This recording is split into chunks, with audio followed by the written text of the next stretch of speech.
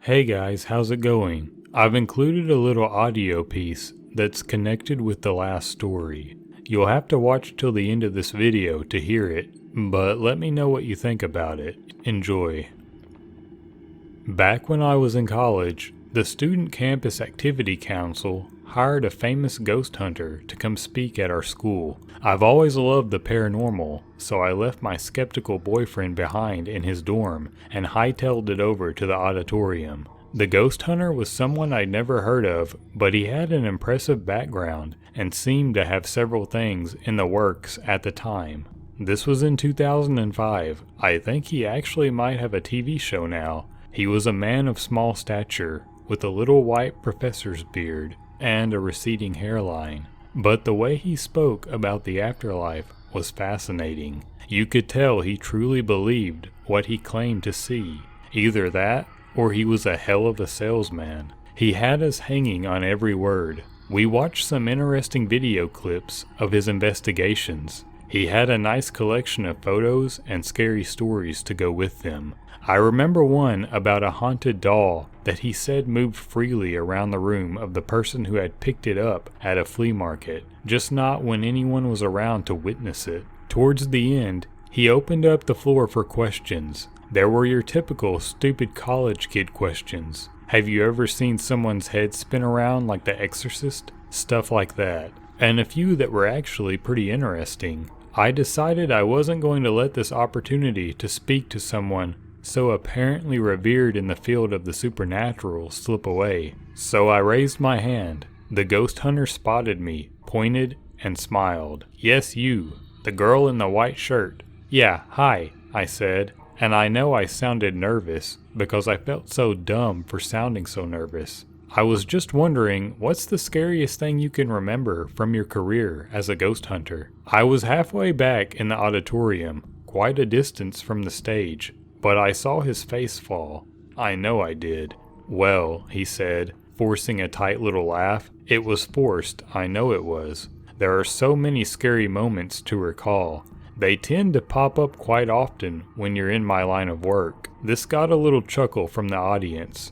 I suddenly felt pretty stupid for asking the question at all. He proceeded to tell some story about tracking a poltergeist in an abandoned elementary school and his flashlight failing. I remember because it really wasn't very scary. At least, it didn't seem that way for someone who hunts ghosts for a living. He moved on from the story and answered a few more questions. He didn't look my way again. When it was over and everyone started to leave, I decided not to get stuck in the crush of students leaving through the front door. Feeling somewhat dejected, like I had done something wrong, I slipped quietly out of the theater exit and headed for my dorm.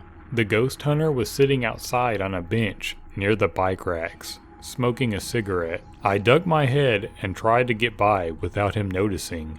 Hey, kid. He took another drag and crushed the cigarette out on the cement bench beside him. Listen, I'm sorry. I remember blurting, feeling like such a stupid little girl. I know my question was dumb. I wasn't trying to make fun of you or anything. He shook his head. He brushed the ashes off of the bench. He patted the space beside him, inviting me to sit.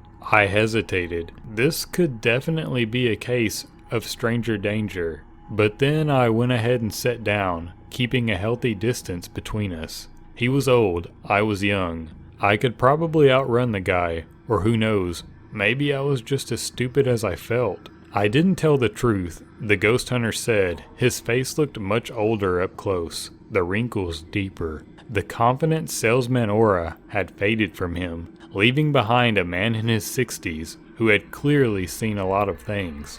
The story I told, it wasn't the scariest moment of my career. I know, he nodded, as though he had known I knew. This is the scariest moment of my career, he said, and this is what he told me. It was the 1970s. I was a much younger man.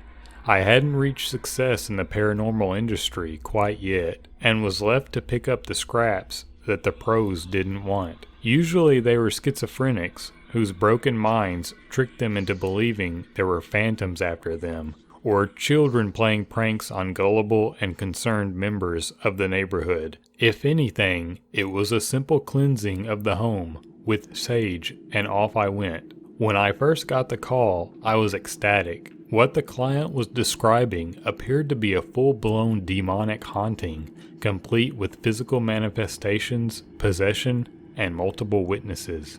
It was the break I was searching for. It was the break I needed. The only detail that truly worried me was that their teenage son, the person they claimed to be suffering from possession, had been violent with members of his family. Up until recently, he'd only acted out of character, moody. However, a week prior, he had tried to rape his older female cousin. She was shaken, but mostly unharmed. The family sent her to live elsewhere until it could all be figured out.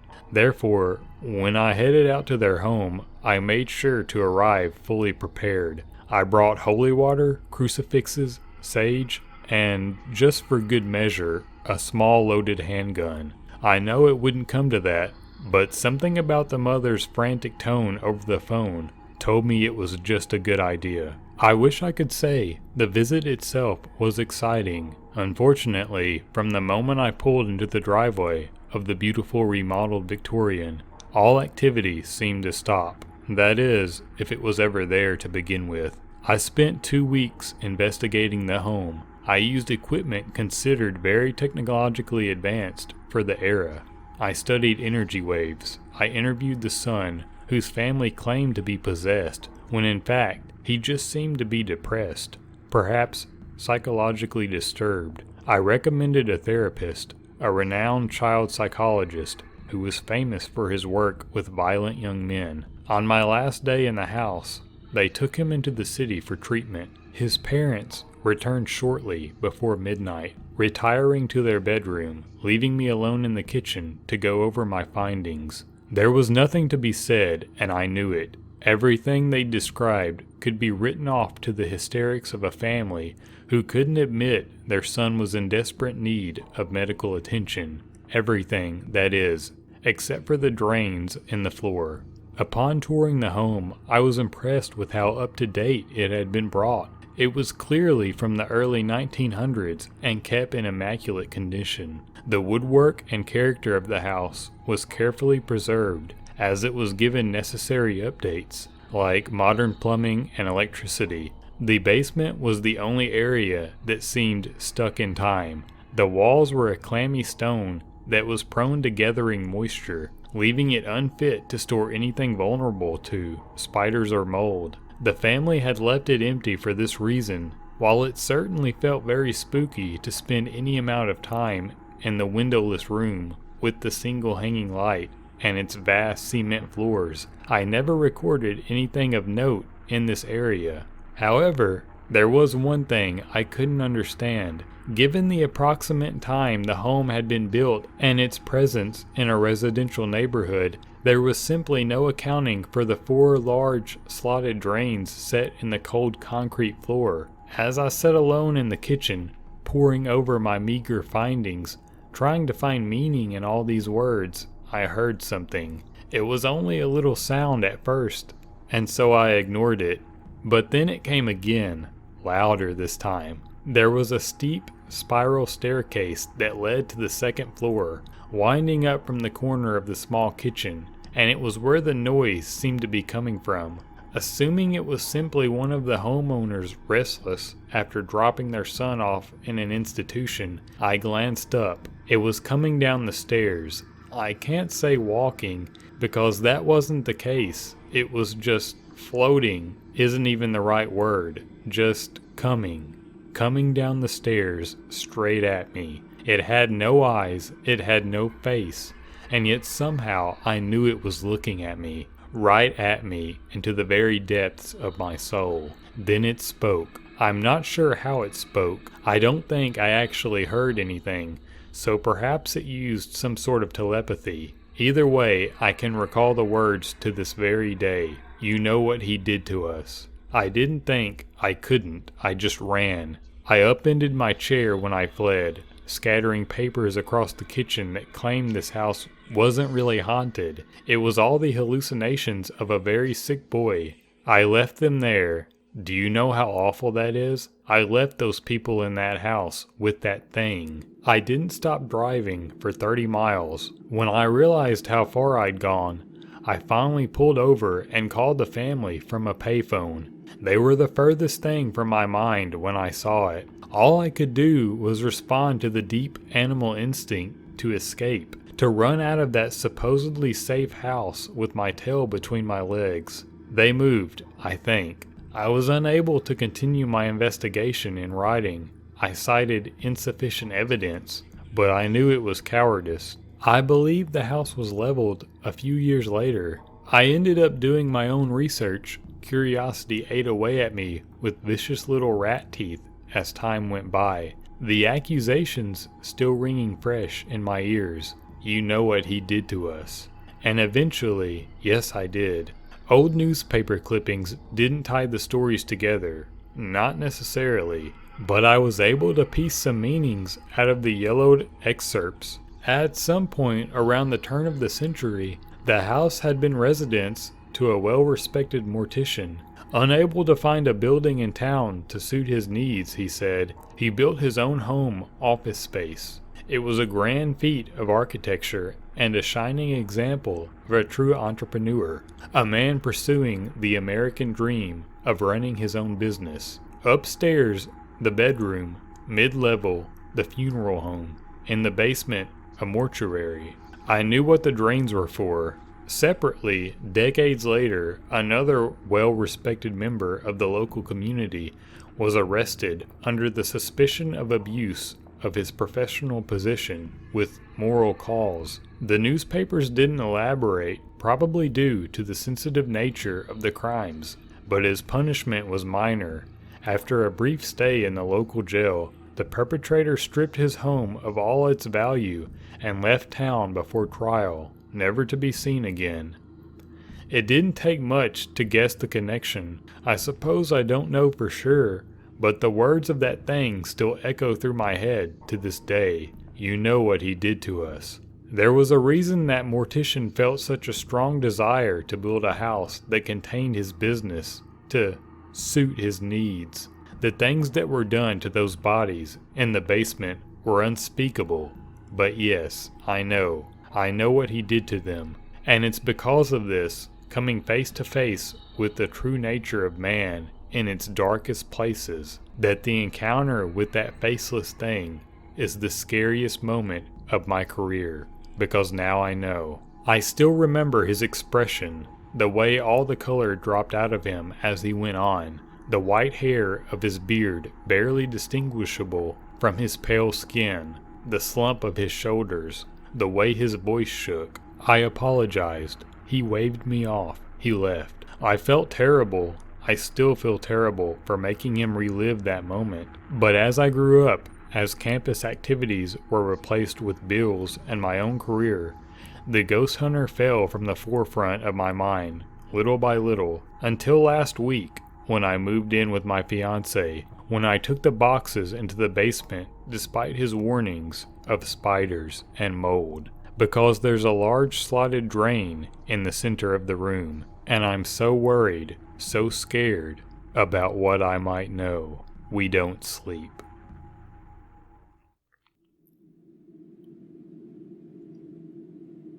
I'm not a believer in the paranormal. I don't put stock in ghosts or demons or monsters, the things that go bump in the night. I generally think they all have some explanation, one way or another. The human brain is an easily frightened, painfully irrational organ. When others stand shaking at the tops of dark basement stairwells, peering into the damp black, I charge ahead, straight to the bottom.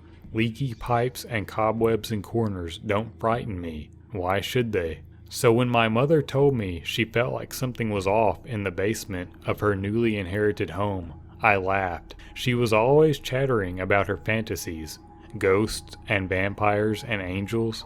She claimed that I felt the spirits too, and I would open my eyes someday to see. I raised an eyebrow and reminded myself one of these days I was going to miss the sound of her voice when she told me her ghost stories. I had driven 4 hours across the state to help her move cardboard box after cardboard box from a rental storage unit into the house. Well, I call it a house, but it was more like a cottage with its oddly shaped living room, cramped little bedroom with an attached bath and galley kitchen. The great aunt who had lived there before was a spinster with no love for any living being, save her cats. She had taken good care of the place though, and for some reason given thought to passing the property on to her sister's daughter rather than one of her own children or grandchildren. My mother's financial troubles had made it impossible for her to rent more than a single room in a boarding house over the last decade after her last child left the nest. So it was exciting for all of us that she now had a stable place of her own to live. I just get the strangest feeling when I go down there, like something wants me out. She told me, talking a mile a minute as we worked through a ton of kitchen boxes. Her tendency to hoard over the years had caught up with her in this place. I made a mental note to smuggle a few boxes of junk out when I left and dump them at a local Goodwill. We had spent the morning working on her bedroom, and rays of mid-afternoon light were now streaming through the high windows and the house's western-facing wall. The yellow and green floral pattern of the kitchen wallpaper seemed to brighten in the sun, creating a cheery, cozy atmosphere. I couldn't imagine a single thing about this place making anyone feel ill at ease. Sounds to me like you're just trying to get me to carry these boxes of canning supplies down there on my own, I teased. She laughed, a slight edge to her mirth that gave me pause. I could tell from the way her brow knit that she was serious. A pang of guilt rippled through me. I hadn't been around much in the past few years, and I knew she was lonely and tired of being alone. She was likely experiencing some apprehension at the thought of living here all by herself, apprehension that I was now poking fun at. What a great daughter I made. I placed a comforting hand on her shoulder, trying not to wince at the feeling of bone just below her skin. The increased fragility that betrayed her aging was an all-too-real reminder of her mortality. Even though the women in our family typically lived into their 80s and 90s, giving my mother another possible few decades, I was increasingly aware that she was no longer the immortal superwoman I had grown up loving. As thoughts of her inevitable death flashed through my brain, I pulled her in for a close hug. "Oh," she squeaked, setting down the crock-pot lid. She had been examining for cracks before wrapping her arms around me. No matter how old you are, there's nothing quite like a hug from your mom. After a few quiet moments, I pulled back and kissed the top of her forehead, grabbing up the box of canning supplies. I asked for directions to the basement entrance. "You walked all over it this morning," she told me. I followed her directions and found the scene for the trapdoor on the bedroom floor, just a few feet from the foot of her queen-sized bed. I set the box down on the quilted bedspread and bent down to get a good grip on the wood and lift it up slowly. The trapdoor revealed a set of weathered but sturdy-looking stairs, leading down into the inky darkness under the house. Cool air drifted up from the subterranean room, and I breathed in the familiar basement smells of must and damp. "Is there a light switch somewhere?" I called to the kitchen. "Not until you get down to the bottom. There's a bulb with a string right overhead when you reach the ground." "Great," I muttered. "Let's hope I don't break my neck on the way down." Grabbing the box and being careful to leave the trapdoor open completely to let in as much light as possible, I began slowly making my way down the stairs. The staircase had no railings or wall to lean against, so I relied on my less than fabulous balancing skills and luck to reach the bottom without tripping. The temperature change as I descended was drastic, and I found myself shivering a little in my lightweight summer clothes as I took the last couple of steps. I could just barely make out the dirt-smeared floor and the paltry light from above. Looking up, I spied the string hanging from the bulb. I steadied the box against my hip and reached up. As I did, I heard something behind me creak. I whipped my head right toward the sound, but saw nothing in the darkness. Probably my mom moving around upstairs or a pipe settling. Rolling my eyes at myself, I yanked on the string and a dim yellow light from a naked bulb illuminated the room. The first thing I noticed was that the basement was much larger than the house that sat atop of it. I couldn't tell exactly how much larger, given the pathetic amount of light provided by the single bulb, but I could feel the room was more immense than I had expected. Odd, but I reminded myself that this part of Ohio was relatively rural and used to seeing long, hard winters. A large basement allowed for more storage of canned fruits, vegetables, and other goods difficult to come by during the snowy months. Glancing around, I spotted some shelves against the left wall, which seemed designed for just such a thing. I moved over to them and felt the hairs stand up on the back of my neck when I left the circle of light I had been standing under. I had read once that the vibrations of pipes can sometimes cause feelings of dread in people, often misinterpreted as something paranormal. I flicked my eyes up to the network of exposed pipes above my head and smirked, of course. Quickly, I set the box down and got to work stacking empty mason jars in rows on the shelves. My mom was a prodigious gardener and would eventually fill up the canning jars with homegrown goodies, but that would have to wait until next year, as summer was coming to an end. Winter would set in quickly in this climate, and the ground would harden against new life until the late spring thaw. When the box was empty, I pulled my Swiss Army keychain from my back jeans pocket and broke it down with the knife. Curiosity got the best of me, and as I replaced the keychain, I pulled my cell phone out from my other back pocket and toggled its flashlight setting. Sweeping the bright light in front of me, I explored the parts of the basement not illuminated by the single bulb.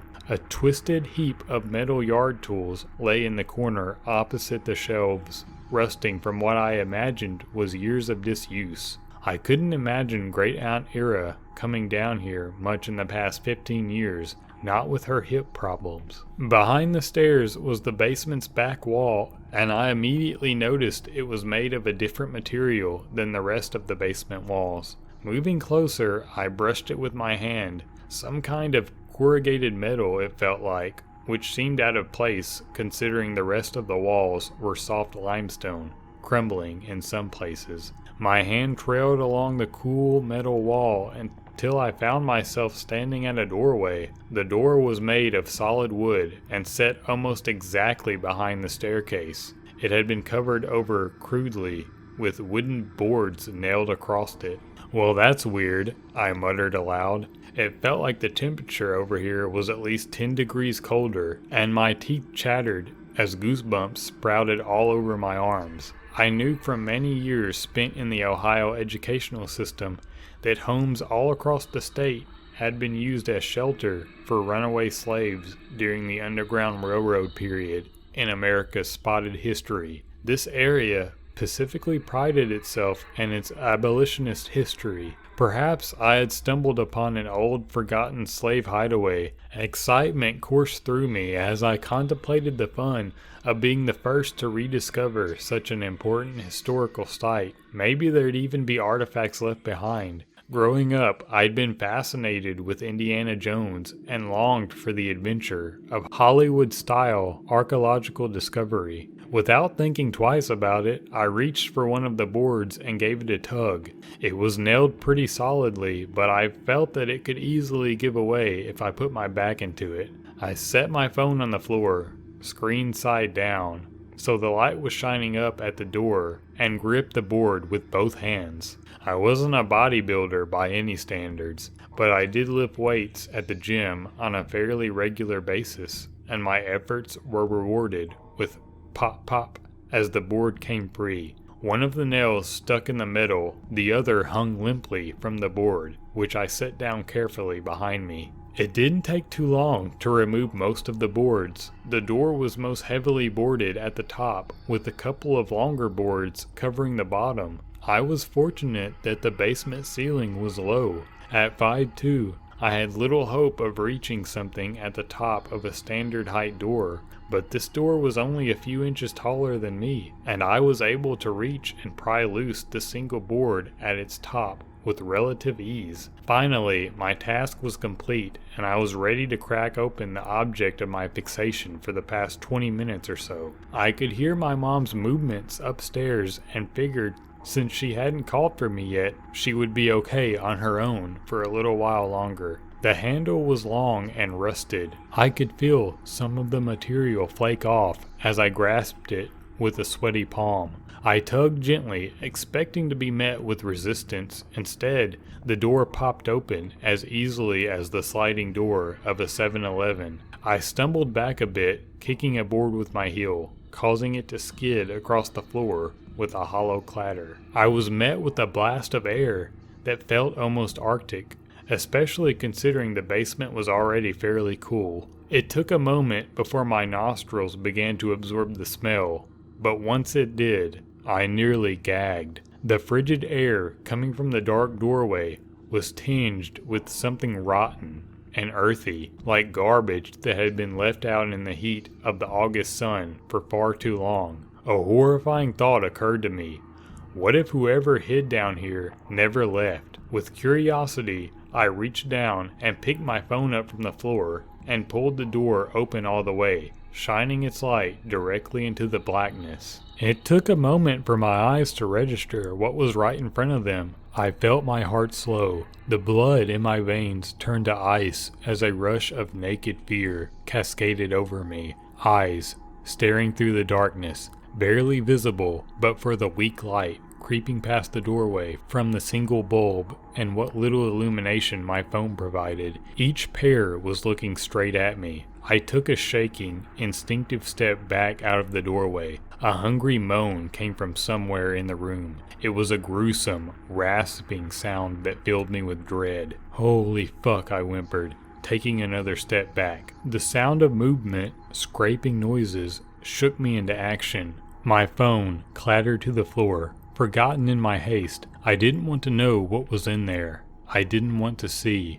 I gripped the rough wood edge of the door with a damp hand and pulled it shut. It caught one of the loose boards I had worked so stupidly hard to pull off just moments before. I registered movement in the darkness in front of me, the sense that something was close. Frantically, I kicked at the board, yanking the door hard as it slid out of the way. It slammed shut with a satisfyingly heavy sound, but as I leaned against it, my breaths erratic and my heart pounding, I felt a thud as something impacted with the door. The moan came again, desperate and needful. Another thud, this one hard enough to rattle the door in its hinges. Particles from the ceiling above rained down on my head. I wanted to cry. I needed to reboard the door. Bracing one hand against the door just in case, I reached down and grabbed at the first board I could get my hands on. Some of the nails were still embedded, but others were scattered across the floor. A thud against the door shook the frame and my nerves. They wanted out. I did what any rationally minded, terrified person would. I screamed for my mommy. I heard her hurried footsteps approach overhead from across the house. "What's wrong?" she called. "Did you hurt yourself? Did something bite you?" "No," I shouted back. I don't, Mommy." I moaned the last bit as another thud shook the metal and wood I was pressed up against. I'm a heavier woman, but I wasn't strong enough to hold a door shut forever, especially considering how many of those things there were. There were so many eyes. Eventually, my strength would give out. She thundered down the stairs faster than a woman her age with bad knees should, but I guess that's the power of motherhood. As she rounded the corner, it felt like more than one of them slammed into the door. I felt one of my flip-flop clad feet begin to slide and the door opened just a crack behind me. I screamed and strained, regaining my footing and shoving my full weight against the door to close the gap. My mom was staring at me and the door with an almost knowing look. "What did you do?" "I fucked up, obviously," I said through gritted teeth. Even under duress, she managed to get under my skin. Do you have a hammer? We need to nail the boards back over the door. Yes, I'll go get it, she said, rushing up the stairs and away from me. I was alone again, with them, and I didn't like it. I began to sob, tears stinging my eyes. I didn't wipe them away, not daring to move even an inch in case I lost my advantage on the door. It felt like hours before she returned, but she did, moving slightly slower this time down the stairs while lugging a box behind her. It thumped down the stairs behind her, its contents rattling with each impact. I brought my entire toolbox just in case. She pulled out an enormous ancient hammer I recognized as the one responsible for almost destroying my thumb in second grade, and a smaller one with a sleek black handle and a shiny gleam to its metal. She picked up the board I had kicked when I opened the door and moved toward me. Keep your weight where it is, but duck down a bit. I'll start at the top. Okay, hurry. She began hammering, and as the first nail was returned to its place, a piercing howl began from the other side of the door. I felt like I was going to throw up. What the hell is in that room? I don't know, honey. I don't know. I told you something was wrong. When the first board had been nailed across, we moved the heavy box of tools she dragged down with her against the base, and I braced my foot against it so I could keep weight there while helping with the nailing process. 2 boards, 3 boards, 4. The howling continued, backed by the same hungry moan. The hair on the back of my neck seemed like it was never going to lie flat again. Some of the boards were rotted, and one split in our hands as we began to hammer. Shit, I yelled, kicking its remnants so several pieces scattered away from us. Don't think about it, just keep going, my mom panted. Her salt and pepper hair was plastered to her forehead with sweat, and she was breathing as hard as I was. We placed the last board across the bottom of the door, just an inch or 2 from the bottom. The howling had stopped, but the moaning never did. I'm not sure it ever will. It didn't look as solid as it did when I discovered it, but of course that makes sense. I disrupted something that had probably been there for years, maybe even decades. Who boarded the place up? What was in there? Did Great Aunt Ira know about this? What the fuck were we going to do about it? I voiced none of this to my mother, instead keeping silent as we piled anything and everything we could find in the basement against the door. I managed to remember to snatch up my phone before thundering up the stairs in front of my mom, anxious to get back somewhere that wasn't cold and damp and full of that smell. Once I had helped her up from the stairwell, I slammed the trapdoor shut and we moved her heavy antique dresser over top, then piled a few boxes of books yet to be shelved on top of that, for good measure. We collapsed on her bed and I cried while she held my shaking body, stroking my hair and whispering soothing words even though she was probably just as scared as I was.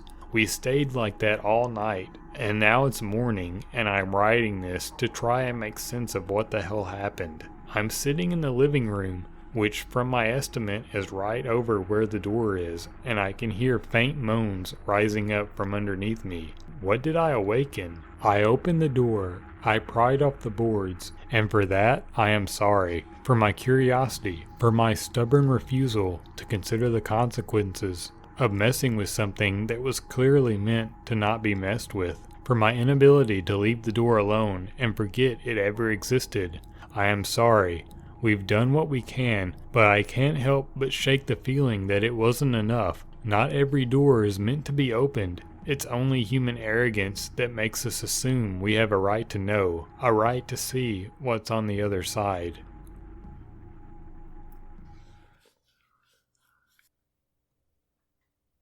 Here are a few stories I have experienced firsthand at my father-in-law's house. By the way, I have the audio from the last story. These may be hard to believe, but they are true, and I can see how someone could have a hard time believing. A little backstory. When my wife and I started dating, we were 16 years old. A few months before we started dating, her mom passed away from cancer in her house. When her mom was still alive, The house had been broken into. Her dad put an alarm on the house to help deter this from happening in the future. Instance number 1. When I would go over there were times I would feel extremely uncomfortable, but didn't really say anything. We always set the alarm so her dad would have to call on the way home, telling us to take it off instant. We were making out on the couch and heard the door chime, the sound from when the door opens with an alarm, and a door shut. She jumped off of me and whispered, "I thought you set the alarm." I told her I did, and we waited for her dad to walk in. After about 3 minutes, I walked into the kitchen where everyone enters and noticed the alarm was still set on instant and that the doors were locked from the inside. I would have waved it off as an alarm malfunction from the noise, but we both heard the door shut. Instance number 2. While my wife and I were dating, we were making out on the couch. We heard someone walking down the hallway and a door close. We figured it was her dad, and I was a little scared cause her dad is an intimidating guy. She said, "Oh well, nothing we could do about it." We were sitting on the couch waiting for him to come out of his room. About 20 minutes later, she went to check on him. She said he wasn't there. We checked the driveway and his car wasn't there. She called him at work and he had been at work and had not left since he got there. To this day, it still freaks me out. Instance number 3. My wife and I got accepted to different colleges and we would see each other on the weekends. While she was down one weekend, her dad was talking about going to Bike Week in Key West or some biking event. I asked him when he was leaving and he said he couldn't leave till Friday, till my wife got there. I told him I could come by on Thursday night to feed his dog and let the dog out. He said okay. I went over that night and stayed less than 5 minutes. I felt extremely uncomfortable and heard footsteps down the hall. I let the dog out and took off. Instance number 4. We moved in after college for less than a month waiting to close on the house we bought. My wife coaches a sport and they were having their Christmas party at one of the parents' houses. I was at the house by myself hanging out watching TV in the bedroom. I heard footsteps down the hall and the dog walked out to the hall. I followed thinking her or her dad came home. The dog walked to the front door and was growling. The door handle jiggled and I turned on the porch light, opened the door, ready to kick some ass, but no one was there. The front of the door leads to a wide open area, not the kitchen door, and it's impossible for anyone to jiggle the handle and get out of view in 3 seconds. I picked up the dog and walked back to the room and shut the door. Instance number 5. My friend and I decided to ghost hunt there at my father-in-law's house while he was at some motorcycle event for the weekend. While we were there, we were hanging out, talking, and heard some footsteps down the hall. I thought I heard like part of the wood. I heard that creak, that crack, or whatever it was. Did you? Yeah, but I think that.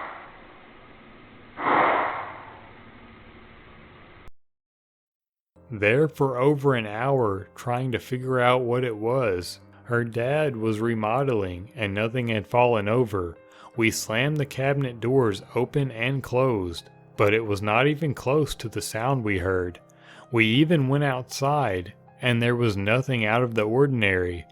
We tried slamming down some boards outside, but the noise was too low for it to be it. One of us slammed boards outside while the other sat inside. We couldn't figure out what it was, and to this day I am baffled and very scared. Every time we go over there, I still look around, trying to figure out what it could be.